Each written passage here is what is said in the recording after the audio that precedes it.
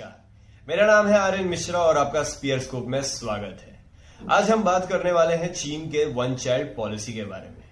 चीन की एक बच्चे की नीति, जिसे 1980 में तत्कालीन नेता डेंग जियाओपिंग द्वारा लागू किया गया था, वह 2016 तक लागू रहा था, जब तेजी से बढ़ती आबादी के आर्थिक विकास को कमजोर करने की आकांक्षा ने सत्तारूढ़ी कम्युनिस्ट पार्टी को प्रति विवाहित जोड़े को 2 बच्चे की अनुमति देने के लिए मजबूर किया था। चीन की जनगणना के आंकड़ों के कुछ दिनों बाद की जनसंख्या वृद्धि 1950 के दशक के बाद से सबसे धीमी दर पर पहुंच गई थी। देश ने घोषणा की थी कि वह अब प्रति विवाहित जोड़े को 3 बच्चों की अनुमति देगा। 5 साल बाद उसने पहली बार अपनी विवादास्पद के 1 बच्चे की नीति को 2 तक सीमित कर दिया था। China's communist government brought it in the 70s because it was worried that the country's population was growing too fast. The law meant that most families were only allowed to have 1 child or face a really big fine. There were special exceptions though, like if you lived in the country or if you had twins or triplets.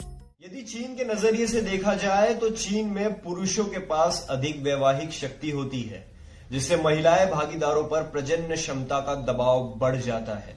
यदि पहला बच्चा उनके लिंग के अनुरूप नहीं है तो महिलाएं दूसरा बच्चा पैदा करने में रुचि रखती हैं। चीनी जोड़े 2 से अधिक 1 बच्चे को प्राथमिकता देते हैं और बच्चों की देखभाल की लागत भी अधिक होती है। सांस्कृतिक मानदंड बढ़ती आबादी और कार्यबल के कमी का डर पैदा कर रही है। मई 2021 में चीनी सरकार ने देश की गिरती जन्म दर को कम करने हेतु 3 बच्चों के लिए 2 बच्चों की नीति खत्म कर दिया, जिससे जोड़ों को 3 बच्चे पैदा करने की अनुमति मिल गई। That's why even China's biggest city may see only an increase of 50,000 births this year, hardly the surge of millions experts say the country needs. China's population is aging fast, its workforce dwindling. That's a global trend accelerated here by the one-child policy. The fact that second children are now very much welcome in China. विश्व के नजरिए से बात करें तो 2 बाल नीति के बाद फर्टिलिटी लेवल एक प्रमुख कारण है, जो जनसंख्या वृद्धि, बुजुर्ग लोगों के अनुपात, कार्यबल और आर्थिक विकास, लिंग अनुपात, सार्वजनिक स्वास्थ्य प्रणालियों और पर्यावरण को प्रभावित करेगा। लेकिन नई नीति का असर उम्मीद से कम हो सकता है। अब आइए देखते हैं आम लोगों का इस पर क्या कहना है। Good morning from Spearscope. I am Udali and from Bhavans College. Here I am going to ask you questions related to China's one-child policy. So my first question is, what is your opinion on China's one-child policy? तो China में क्या हुआ था कि अचानक से उनकी population में काफ़ी ज़्यादा ग्रोथ आ रही थी, तो उस पर एक लगाम लगाने के लिए उन्होंने वन चाइल्ड पॉलिसी को इम्प्लीमेंट किया और काफ़ी रेगुलरली इम्प्लीमेंट किया, मतलब उस पर पनिशमेंट्स की, और अगर आप नहीं करते तो फिर काफ़ी ज़्यादा आपको कॉन्सिक्वेंसेस फेस करने पड़ते थे बाय द गवर्नमेंट। अब ये तो हो गया, उन्होंने कर दिया।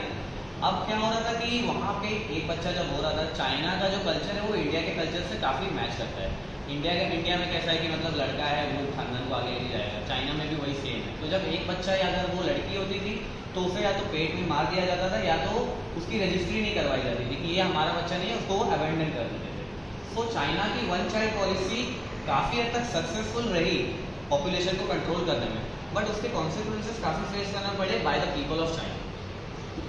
Okay, the next question is, after COVID, it was observed that China's birth rate has declined. Do you think removing the one-child policy is the right decision by China's government? Of course, उनका birth rate गिर गया। The main problem with China is वो बनना चाहते हैं अभी एक super power बनने के लिए उन्हें चाहिए यूथ पॉपुलेशन, उन्हें चाहिए मैन पावर, जो कि अभी फिलहाल उनके पास नहीं है। अब प्रॉब्लम क्या है कि यूथ पॉपुलेशन को बढ़ाने के लिए उन्होंने ये चीज़ को आगे किया है। अब वो धीरे धीरे लिमिट्स को बढ़ा रहे हैं। 1 चाइल्ड पॉलिसी को उन्होंने 2 चाइल्ड पॉलिसी किया, अब वो उन्होंने इसको 3 चाइल्ड पॉलिसी कर दिया। So yeah, I think it's a good step to encourage the youth population in the country and also increase the manpower so that the production increases and China can rely on that race so that they can become a superpower. Question: what is your opinion related to China's one-child policy? जैसा कि हम सबको पता है कि China ये साल से पहले सबसे फर्स्ट था पॉपुलेशन में, तो उन्होंने पहली बार तो वो वाला पॉलिसी इसके लिए लॉन्च किया था कि पॉपुलेशन कम हो पाए।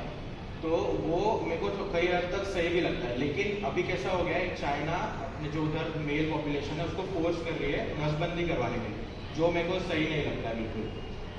Okay, after COVID, it was observed that China birth rate has declined. Do you think removing the one-child policy is the right decision by China's government? After Covid क्या हो गया था कि कोविड में बहुत सारे ओल्ड जो लोग हैं वो मर रहे थे, और क्योंकि चाइना का वन चाइल्ड पॉलिसी था तो उसमें यूथ पूरा खत्म हो चुका था, मतलब जो रेशियो था पेरेंट्स और इसके बीच में वो बहुत कम हो चुका था। तो इसकी वजह से वो लोग को रिज्यूम वो लोग ने किया, जो कि मेरे को लगता है सही बात है। नहीं तो कैसा हो गया था कि सारे जो जनरेशन है वो सारे बूढ़े लोग का जनरेशन था और यंग पीपल एक भी ज़्यादा नहीं थे, तो इसकी वजह से उनको रिज्यूम करना ही पड़ा, तो वो सही मेरे को लगता है। Thank you for sharing your views on it.